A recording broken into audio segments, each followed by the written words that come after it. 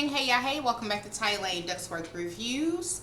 Alright y'all, so this is my third follow-up video on the tragic case of Atlanta rapper Tevin T. Hood. But let me be clear, you guys, this video is not gossip. This is about how his story is being told, what's changing, and why it matters. Please stick around until the end because I'm going to give y'all a little sneak peek into the Tamar Braxton and Funky Dineva situation that's got everybody online heated and in a headlock. Let's get into it. Let's walk through this timeline because this case keeps twisting in real time. First, the autopsy results. We received those, I want to say, I don't remember the exact date, but I believe it was between August 13th and August 23rd. The medical examiner released their findings. T. Hood was shot multiple times, including in the back, abdomen, buttocks, and I believe his right and left thigh. Those details alone shocked people because at that point people were trying to figure out, okay, well, how is Gwinnett County Police still investigating this as self-defense? We always knew it was multiple shots, but we didn't know what parts of the body those shots were. Like I said, at that point, Gwinnett County Police, when the autopsy came out, said that nothing had changed. They were investigating shooting and the unaliving of Tevin T. Hood as a possible self-defense case, despite the autopsy using the word homicide. Then on August 22nd, we received an article by, let's see, who put this article out? I believe it was the Neighborhood Talk. Yeah, the Neighborhood Talk posted the letter, a formal letter had been sent out from the law office that is now representing Jai, the mother of T. Hood's daughter. In that letter, they said they were seeking accountability, whether criminal, civil, or both. But here's the twist, you guys. It wasn't until 2 days ago, August 26th, it was late at night. I want to say it was like after 11. An article came out from 11 Alive, which I believe is a news station in Georgia, and they put out an article with the letter in it, the formal letter, and they also stated that the case had now been officially reclassified as homicide. So for days we were in limbo. We didn't know what was going on. The autopsy says homicide. Police were still saying self-defense. Now the attorney that is representing Ebony Jai, T. Hood's baby mama, is saying that they want justice, as well as his family is calling for justice. Y'all, this case has been like trying to follow 3 GPS apps at one time. One is yellowing U-turn, one says to keep straight, and the other just wants you to stop at a Chick-fil-A. Nothing lines up, okay? It's just all over the place. Now here's where things get even more complicated. The family and their attorney are presenting T. Hood as this loving, devoted father who deserves justice. I understand that is their focus, and as a auntie, as a stepmother, myself, I understand why they're centering his daughter, but that's also misleading the public. But then there's the other narrative, the one playing out on social media. And I want to say again, everything in this video is alleged.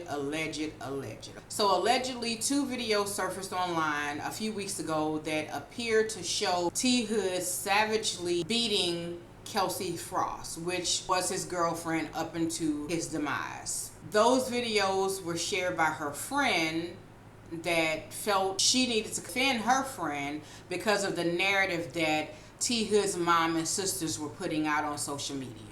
That same friend also posted a video saying that just weeks before, she was communicating with some other young lady that was not identified in the video that said that her friend was injured in the process of T. Hood being shot 3 times for abusing another young lady that he was romantically linked to, allegedly.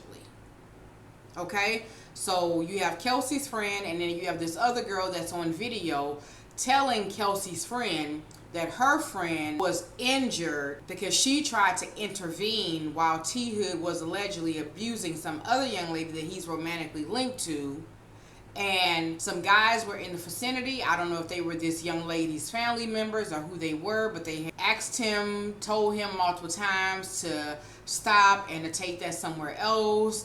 He decided to be on some rah-rah stuff. Shots rang out. T Hood was allegedly struck 3 times. He was in the hospital. We see photos, images of Kelsey sitting in the hospital with him.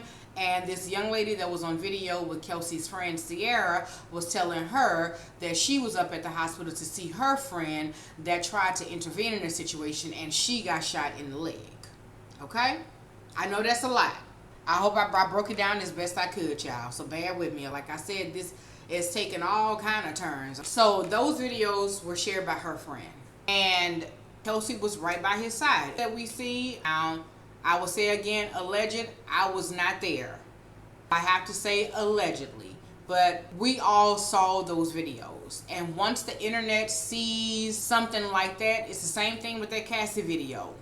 You can have doubts and all kind of things running through your mind, but once that footage came out, people was like, oh hell no. It's the same thing in this case. A video like that, it changes how the public views the entire case. So now we've got 2 very different pictures. Excuse me, y'all. The family attorney says, loving father, they want justice, accountability is needed. Social media is saying this dude allegedly was a violent crackhead. Sorry.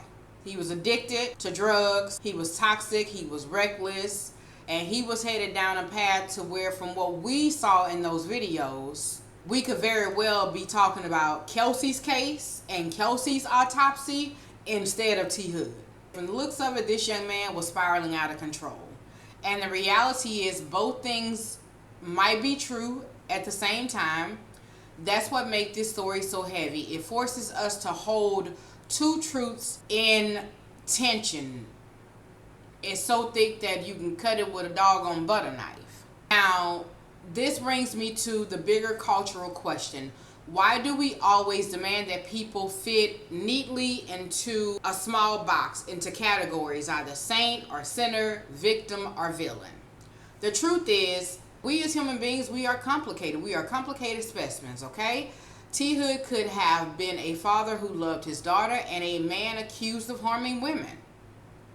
Those 2 realities can coexist, even if they are uncomfortable. But as a culture, we don't do well with uncomfortable truths, actually. We want to either mourn a person as a perfect angel or drag them and say they were a complete monster. And when we do that, we erase the complexity of someone's humanity. I want to ask y'all, can we mourn someone's death while still acknowledging the harm they may have caused to others? Like, we don't have to sit up here, like I was saying with the attorney, with the law firm. The way they're presenting this is misleading, because you're trying to make it like this guy was this perfect gentleman and this devoted, loving father and son, and his sister's coming out saying, oh, my brother was awesome. And like I said in one of my other videos, allegedly. There is no way you can convince me, this is just my opinion, this is alleged, that this man was out here putting his hands on other people's daughters. I find it hard to believe that he didn't put his hand on his mama's daughters. That's just my opinion. I don't know this to be true. Are we too quick to sanitize legacies or demonize them? And speaking of narratives, y'all, we gonna get into the mess, okay? Let me give y'all a quick preview of the Tamar Braxton situation. Last week, Tamar had people thinking she woke up in a pool of blood. Tamar, you making Pisces look bad, my dear.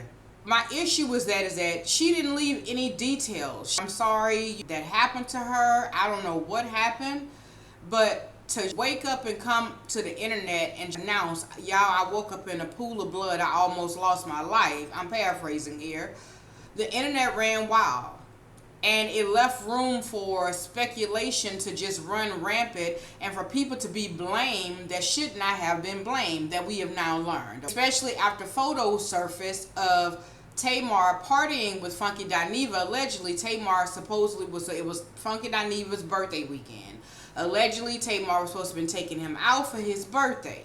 Instead, we end up with Tamar in the headlines saying that she almost lost her life. So suddenly, people were pointing fingers, dragging Funky Dineva for dear God to the gates of hell. Like he was the villain out of a doggone horror movie or a thriller series or something. Fast forward yesterday, Tamar drops a video collage with Funky and other celebrities revealing it was all tied to promoting her new project that she allegedly has coming out. I don't have the name right here, but I will go over it in the actual full video that I'm going to drop on this topic. And now, as we all know and we all have seen, Funky is calling her out.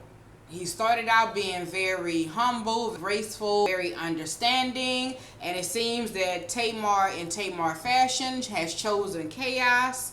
So Funky has now chosen chaos with Tamar. Funky called Tamar out, and the quote I believe was saying he was collateral damage in a 2-bit PR stunt, allegedly.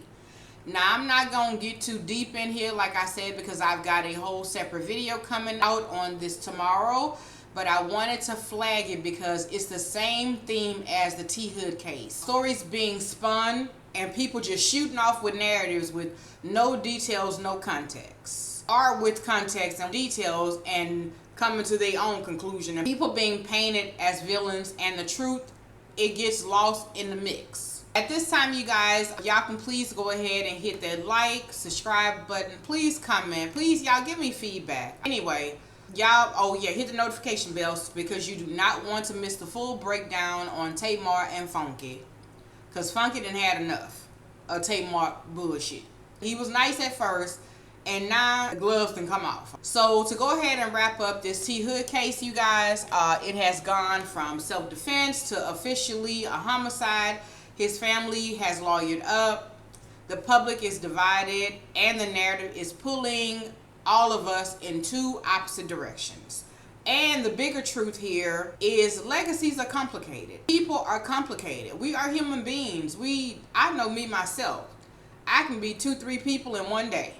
Now, that's not something I'm proud of, but that just is what it is. I accept me for being me. And you know, legacies are complicated, people are complicated, and sometimes the hardest justice to sit with is letting someone's full story be told. Warts, bruises, scars, flaws, and all. I hate when people, you know, we have uncles and aunties, people in our family, we go to funerals, you know, we go to funerals, okay?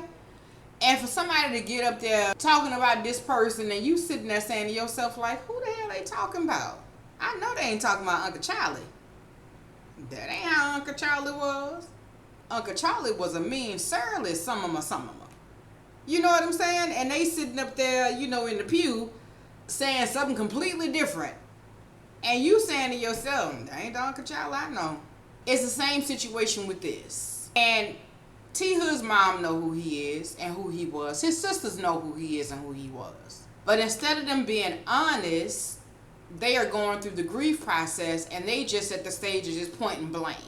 Instead of thinking as a woman and as a black woman, if I was in Kelsey's situation, what would I want people to take away from this? But no, instead they are playing victim. Their brother was amazing. She should have, it's amazing how they didn't have no guidance for their brother, and his mom didn't have no guidance for her son, allegedly. But they got all this guidance to tell Kelsey that, oh, you should have called the police. You should have did this. You should have did that. No matter what Kelsey would have done, it would have not been good enough. Because it seems like they are the kind of people that condone their family members in their wrongdoings. Allegedly. I want to hear from y'all. Can we grieve and still hold people accountable for what they did in life? Or do you think once someone's gone, we should only remember the good? Y'all, let's talk about it in the comments. I will see y'all beautiful peoples tomorrow with the Tamar Braxton and Funky Dineva video. Y'all stay safe, okay? Y'all be good. Treat each other well. Take care of each other. The day and time we living in, you need to be extra vigilant when you are out and about. I'm not saying being paranoid, but always watch out for you. Self-preservation should be the first thing to protect oneself, alrighty? So, like I said, I'm TyLane. This is TyLane Ducksworth Reviews. I'm out till next time. Y'all take care.